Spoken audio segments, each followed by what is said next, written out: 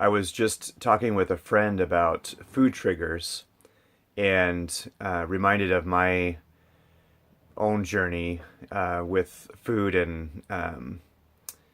and how the emotions I was experiencing affected how I ate. Basically, growing up, I wanted my dad's approval more than anything, and I was the firstborn, and so I wanted him to be proud of me, to approve of me, and I was always this close. But the first 22 years of my life, I spent trying to get there and never did. And freedom came at a later point when I realized that I wasn't going to, because he didn't accept himself. So it was never going to happen for me, and I needed to let go of that journey, that quest.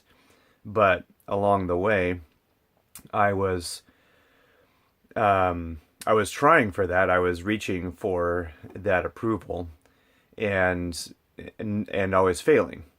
So if he was upset with me and angry at me and disappointed in me or whatever was going on, and most of the time that was just him sharing the emotions he had toward himself, and turning those on me.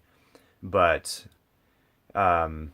instead of coming to my own defense and taking care of myself and supporting myself,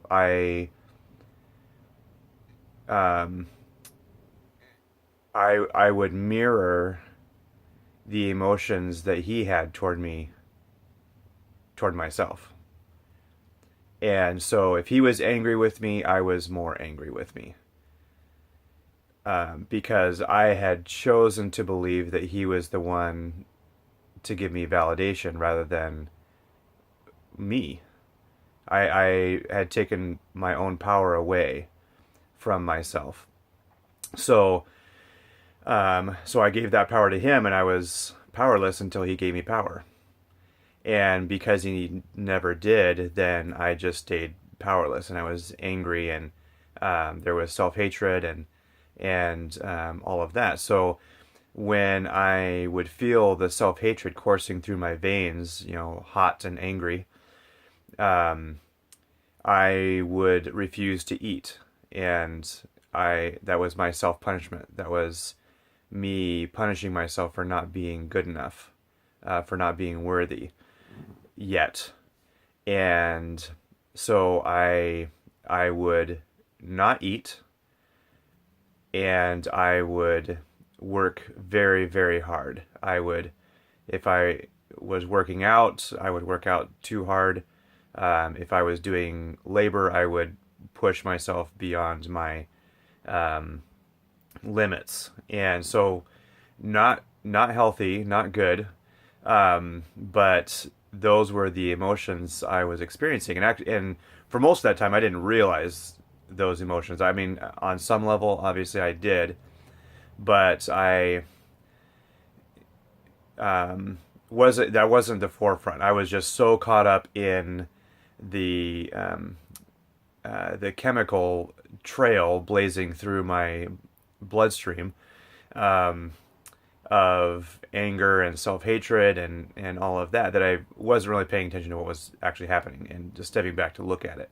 So in my healing journey, because you can't get physically healthy without getting emotionally healthy and mentally healthy, in the same area. So everything fits together, and so you have to look at all of it, in order to experience true health. And I realized that I had been in survival mode, and so I wasn't like paying attention to my own needs. Like, when you're in survival mode, like, what does it matter how you're feeling? It doesn't matter, because you're trying to survive. It's like, just get it done, get stuff done, just survive, take the next step. Don't listen to how you're feeling. Don't listen to your emotions. Tune that out. It's just a distraction. Um, you have to survive. You have to take the next breath. You have to take the next step. So, but you can't thrive in survival mode. And so as I healed, I realized I needed to focus on thriving, and that included self care and taking care of me. So, um, as I was moving forward and paying attention to that, I realized that obviously I need to stop with the self hatred. Like, that isn't helping me or anyone. And I need to love myself unconditionally. Conditionally, I need to grant myself the love that was being denied by others. But really, I was just denying the love myself because I chose to make them the only person that could give me love, to grant me love, which is a lie.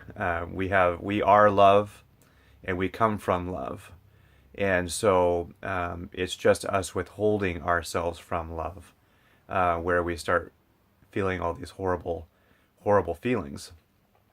So I needed to focus on my thriving and my self care, and so one of the first things I had to do was to choose to eat at regular intervals throughout the day. And I chose to love my body in that way, to care for myself. Um, by I actually set alarms every 2 hours to eat a little something, because that was definitely not my pattern. I would go 6, 7 hours without eating, and I'd feel faint. And with my health issues at the time, I never felt hungry. I just would get weak and faint. But that was a big part of my healing journey, was to learn to tune into what emotions I was experiencing and why I was feeling what I was feeling. So I was feeling self-hatred, but then why was I feeling self-hatred? Because I was still disappointing the one I thought was going to give me my approval finally. And because I was disappointing that person, then I felt like I wasn't going to survive, because we need acceptance in order to survive. And so when we feel like we are being denied love and acceptance, we are being denied life. And so that was something that was really important to me, and I felt very passionate and angry about. But as I started to meet my own needs and connect with myself in the ways that I needed, then I was able to start having a healthier relationship with my body, and with my mind, with my heart, and then with the external world, with food, and how that related to my health. So there is so much that we could talk about in this, in ways that we could make it specifically applicable to you. But I would, if you are having a challenging relationship with food, I would ask yourself, whenever the food issue, whatever the issue is coming up, what are you feeling? And then once you can identify what you are feeling, just ask what that means. And this is some things I've been learning from one of my mentors, Amanda Flaker. Search her on YouTube. She has amazing content. But I've been working with her for almost a year. And this is one of the things that she's taught me, is find out what it means, and then find out what that means, and just keep going back until you get to the root. So, like, for me,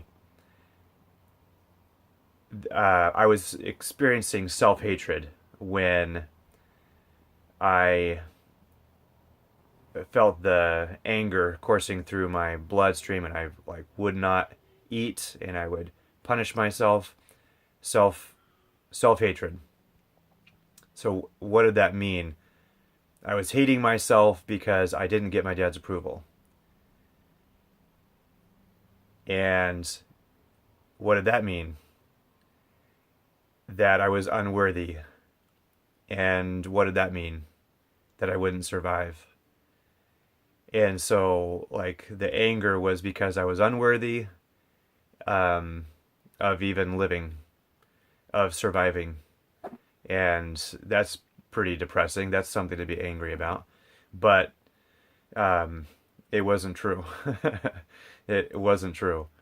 So, so tune in when you're experiencing food related emotions, things that are like setting you off, triggering you. What are you feeling? And what does it mean? And what does it mean? And what does it mean? And what does it mean until you get to the root? And then, just like I was realizing, answer it yourself. Like, no, I am worthy. I have been created and designed, and I have incredible love that is meant for me to share with the world. Like, there's a purpose for me being here. Um, and I have some light and love to share with the world. So speak the truth to yourself and watch how it transforms your relationship with food.